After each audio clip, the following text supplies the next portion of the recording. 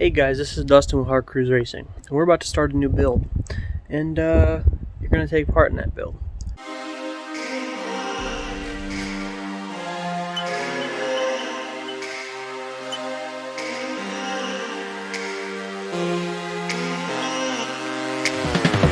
So, what we have is a brand new Bronco Sport.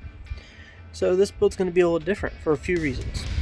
First off, the aftermarket for the Broncos and the Bronco Sports aren't out there yet, which means if we're going to find parts for this vehicle, they need to be universal or custom made. The issue with the custom made idea is, as you can see from the area, we are not home. We live in Ohio, but we are on vacation in California, which means we don't have access to our shop, we don't have access to our tools, we don't have access to a lot of things. So what we're going to do is we're going to start the build here. We're going to be doing an overlander build. Overlander, you pick the term. We have kind of started it, and we'll get into that in time. This is a brand new Cyber Orange. They call it Cyber Orange. I would say it's more of a gold or yellow. Get in here and kind of see the metallic flake and pearl in there. Cyber Orange, Bronco Sport, Badlands Edition. Pretty much every base model. And then a whole line of things that you can get. You can pretty much order these with whatever you want. So you could order a base model with some of the fanciness of the Badlands Edition or the Black Diamond Edition and things like that. The Badlands Edition in particular is your off-road version of the Bronco Sport.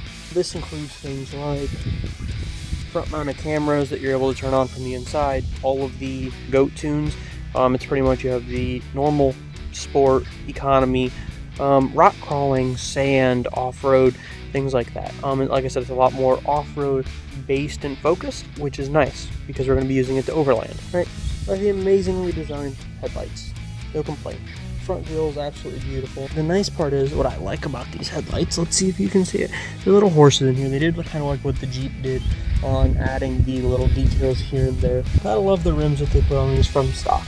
The issue we're having is there's no aftermarket for these vehicles at this time. Ford had partnered with groups like RTR, 4-Wheel Off-Road, to create an entire aftermarket for this whole vehicle line, the Sport and the Bronco. The vehicles are very different, but they are doing a full aftermarket for both of them. Nice little rise here, goes all the way across. You do gain some room on the inside, which is nice. Nice part about the door, there's a key fob in my pocket. The doors right now are probably locked. Nope, unlocked. Let's see. Touch here, vehicle locks. Now, since key fob's in my pocket, hand in the door handle, and it unlocks. Keypad's here, nice and subtle. You don't really see it. Again, the design that they put into these, absolutely great. Can't complain. It does have towing on this specific one, up to 2,200 pounds. And this lovely tray has locks up here, locks and unlocks. Now, a detail that I like is this idea that you can unlock these trays. You can slide this up. This tray's locked back in.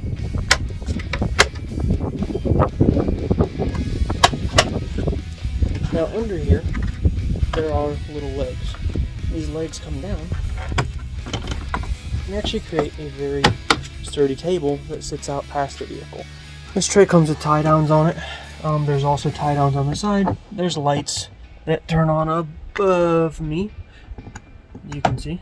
These are all rubber matted on the back, so when you do put the seats down, it's a giant rubber mat filled area. 110 outlets. 110 here. And there's a 110 up there. This means your air compressor, computer charger, phone charger, all of that can get plugged in very easily in 110. Now, 12 volt right next to it. Again, 12 volts up there. USB chargers up there. There's a lot of power being run throughout this vehicle. We have a backup camera here. Backup cameras not only are showing the normal backup, this one will aim straight, almost straight down. It's a secondary camera. But here's what I want to show you. Glass over the top. Now, let's say you go shopping and you want to put your stuff in here, but you don't want to open your big door up and show everybody what you have hiding out back here. You can open this up, right here, lift this up, put your stuff under, close it back up. Alright, so inside the vehicle. First off, these seats. They are supposed to be water resistant. I believe they're polyester. So the cool thing is on the back of both these seats, you have zipper pockets. I think it's awesome. It means you can put things in, secure them. Below that, you're going to have molly pouches. because of the cyber orange. The cyber orange is placed throughout the vehicle, which I enjoy. I think they did a great job at bringing the color into the vehicle. Everything runs off the key fob in your pocket, which means you don't have to take the key out of your pocket. You simply hit a button. If your foot's not on the brakes, it will show up with some awesome displays, some little videos, things like that. Put your foot on the brake, starts right up. We took a Jeep Compass Trailhawk cross country about a month ago, and it was killing itself trying to get up hills. This doesn't do that.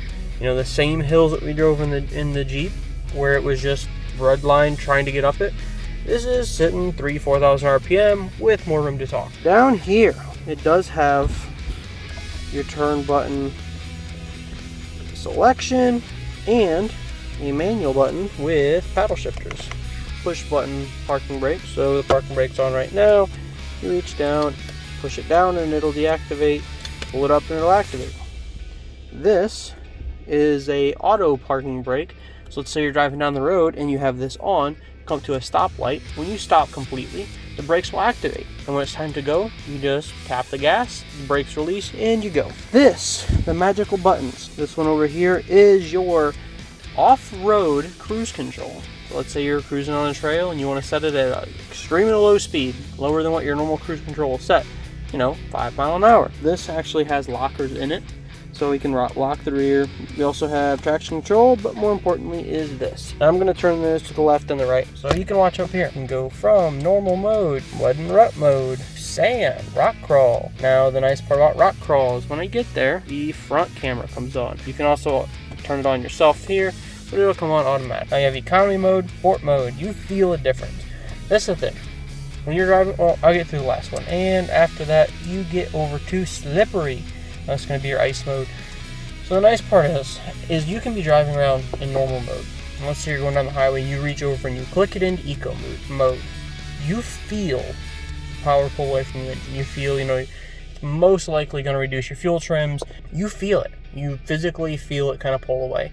Now, if you are in the same exact throttle position, driving on the same road, and you go from eco to sport, because that is going to be your massive difference, it takes off. You notice it, RPM spike, and you're going. Sport mode is very fun in this vehicle. A lot of buttons on the steering wheel. It's going to be everything from your volume controls and menus, phone calls. I'm back and forth on it. I make a lot of turns and click buttons, but that's just me. To turn the vehicle off, you can just push the button. You don't have to have your foot on the brake. Like I said, some nice little videos pop up. It's everything is just look good, feel good. It's great to drive. It's very comfortable. And we're going to have parts arrive today. But like I said, right now everything is universal parts. Love it, hate it. But again, we are on the opposite side of the country. And that's just the way the build is going to have to go for now. And we're going to be building a 2021 Ford Bronco Overland. Have a good day.